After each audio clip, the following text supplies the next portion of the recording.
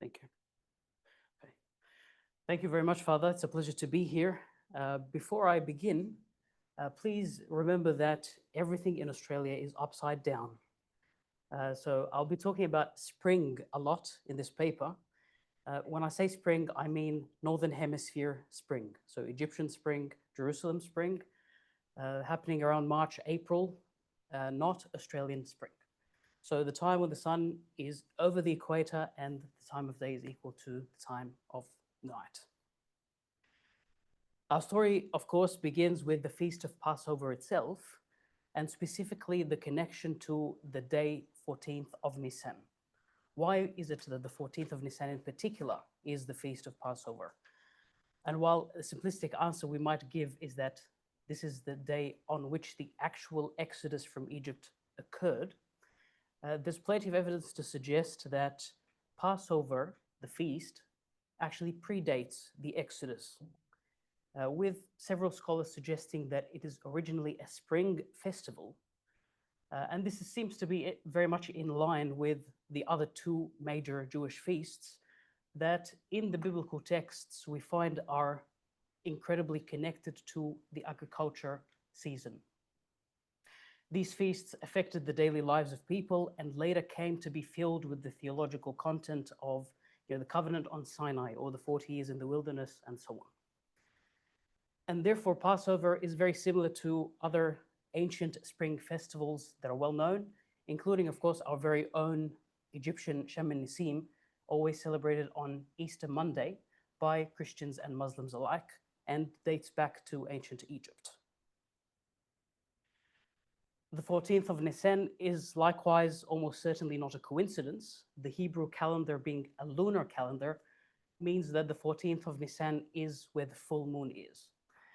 Today in modern times, we don't really care when the full moon is because we have artificial lighting. For ancient civilizations, a full moon meant you can have nighttime festivities.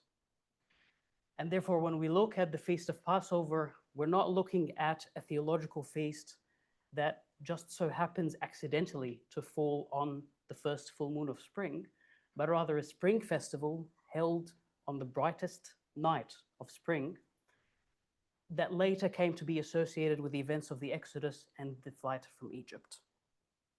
Of course, the connection to spring is never lost to the Jewish people, and therefore the Hebrew calendar, of course, being a lunar calendar, will naturally shift away from the time of spring, spring being a solar phenomena.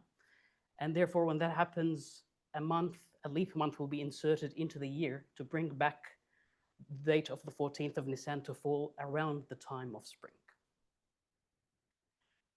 With Jesus Christ now being the Lamb of God who takes away the sin of the world, Pascha becomes the earliest Christian annual celebration in all of the Christian world. And as it's well known, there were two early customs for the celebration. One is following the Jewish Passover on the same day, regardless which day of the week it is, and the other one was the Sunday after. And with the Council of Nicaea, the Council of Nicaea picked the Sunday practice. Now, we don't really have a canon from the Council of Nicaea detailing this.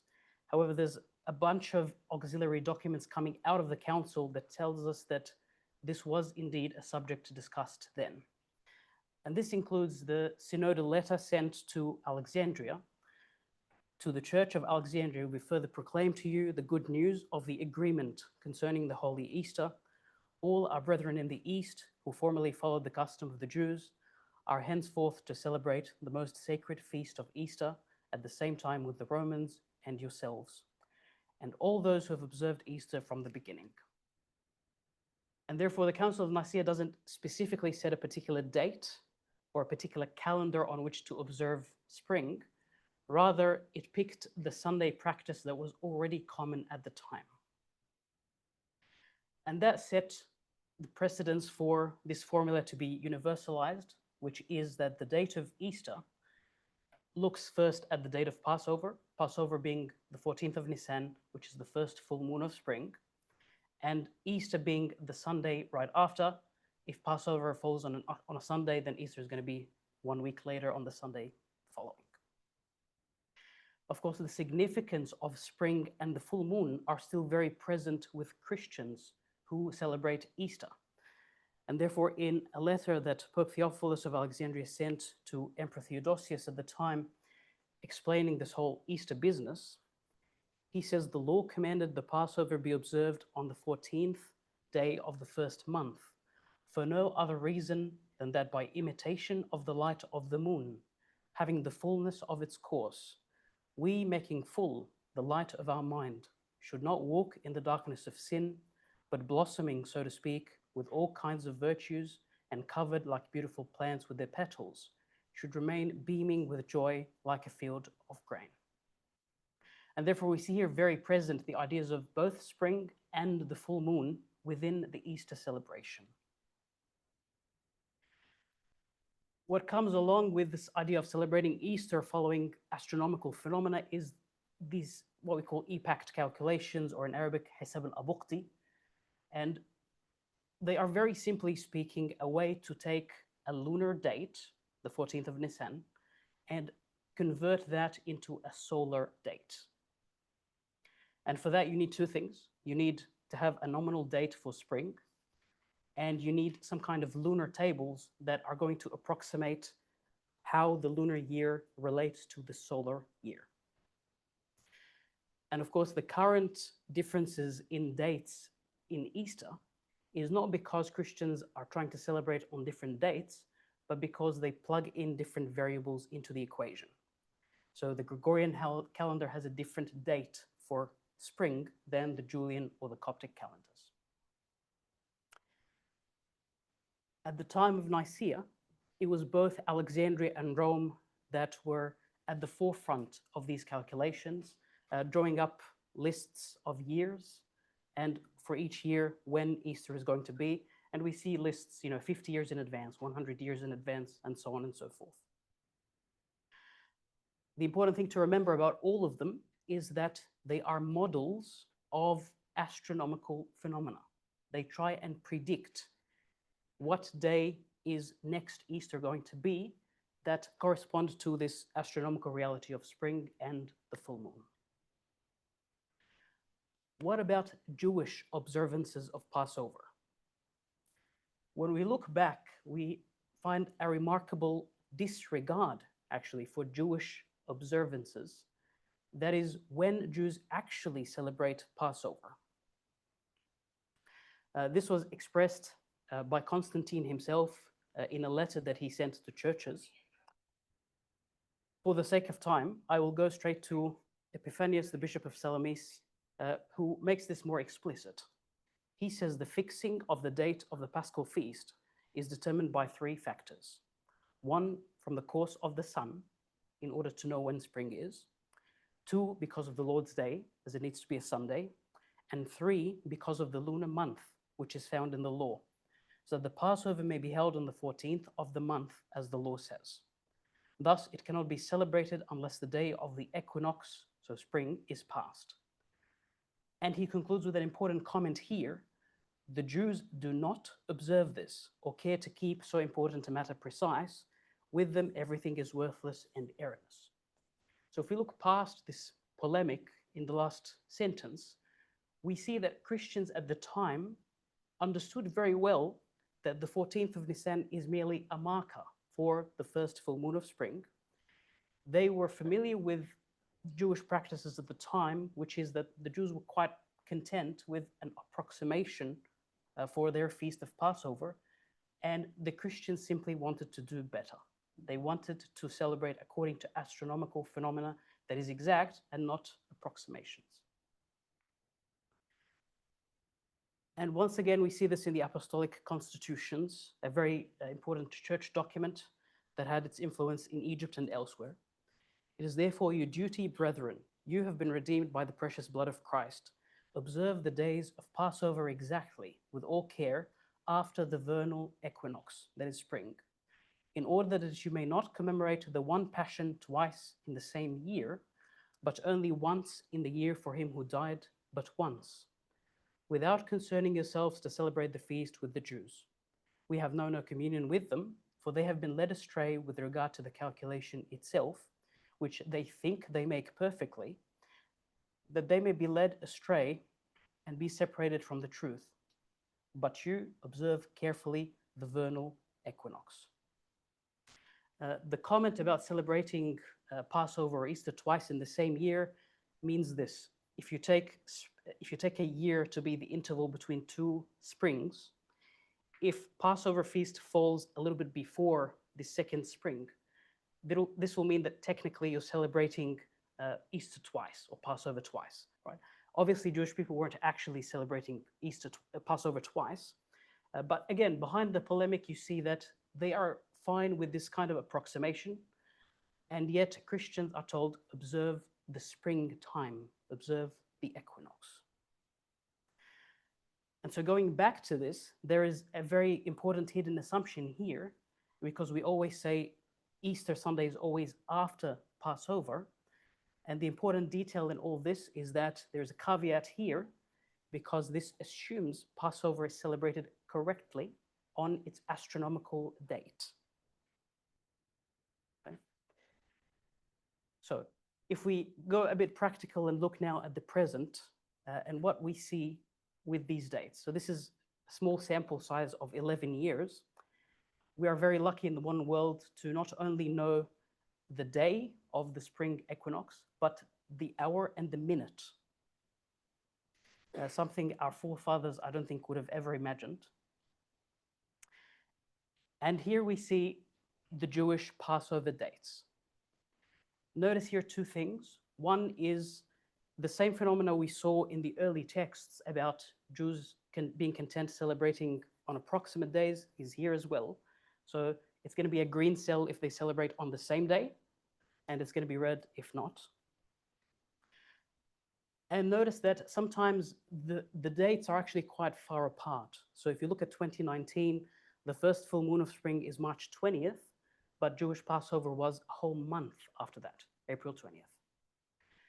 Note, of course, that if you say that Easter is the Sunday after, you can't have Easter be the Sunday after the first full moon of spring and Jewish Passover at the same time, right? Here you have to decide you're either going to celebrate after March, so after spring, or after April, right? You can't do both, it's impossible. The Catholic calendar, Catholic Easter, I'm calling it here, of course, I mean, this is calculated according to the Gregorian calendar and according to updated lunar tables that also were factored into the Gregorian reform. You see that it's tracking pretty well with astronomical spring.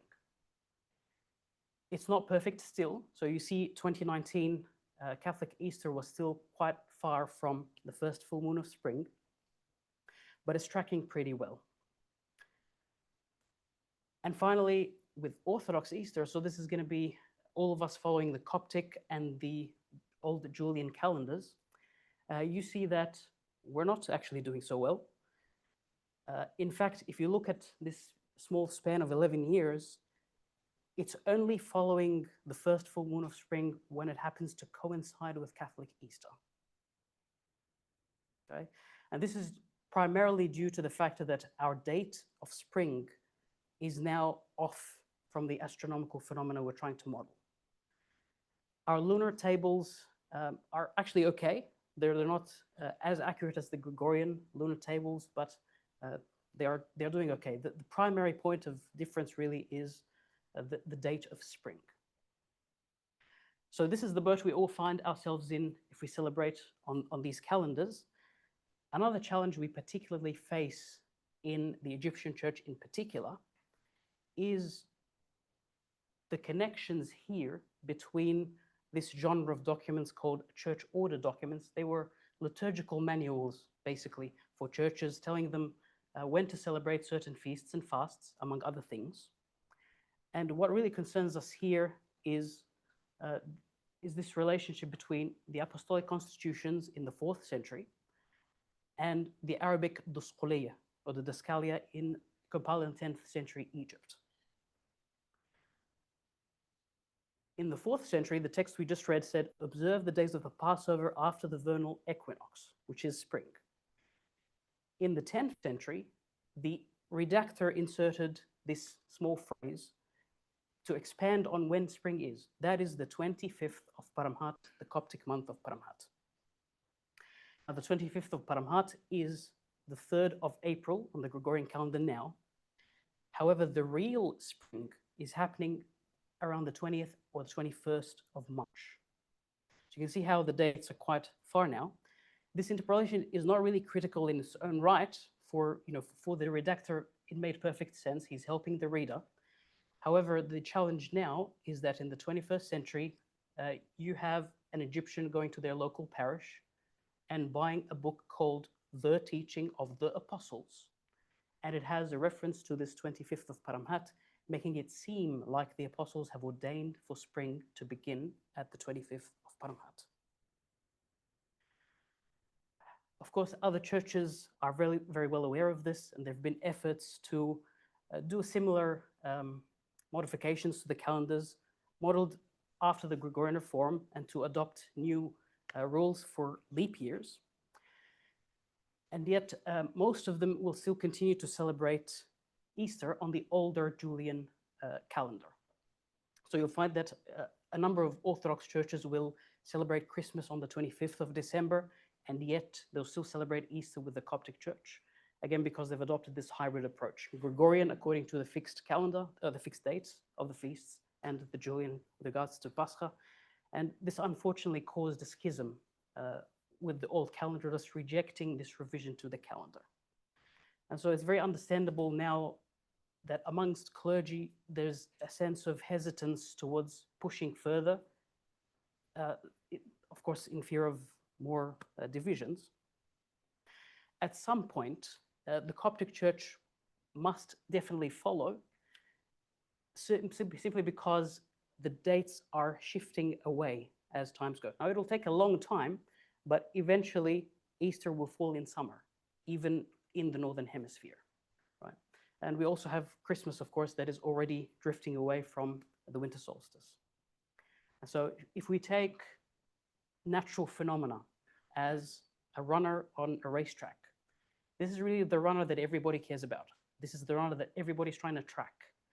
Any calendar or Epact calculation is a model for that astronomical reality that is going around this track. Currently, because of our date of spring, we're not actually following this simple rule of the first full moon after spring for Easter celebration. And it's quite easy to see. If you celebrate Easter the next year, you can see how it won't be the first full moon in spring. It won't be the Sunday after the first full moon of spring. There was indeed an esteem given to the Church of Alexandria at the time of the 4th century and the Council of Nicaea due to its astronomical excellence. It was not because the Church of Alexandria had a way of computing when Easter is. A lot of people had that. The important thing was how accurate were these models in predicting Easter. And so in one period, we have a renewed opportunity for the Church of Alexandria to again play a role in a unified Easter date. And so to conclude, I go back to the letter that Constantine the Emperor sent to churches on one day for Christians. He says, when the question relative to the sacred festival of Easter arose, it was universally thought that it would be convenient that all should keep the feast on one day. What could be more beautiful and more desirable than to see this festival, through which we receive the hope of immortality, celebrated by all with one accord and in the same manner? Think then how unseemly it is that on the same day some should be fasting, whilst others are seated at a banquet, and that after Easter some should be rejoicing at feasts, while others are still observing a strict fast. We can thus celebrate this holy Easter day at the same time, and thus causing faith, peace, and unity to flourish among us. Thank you very much.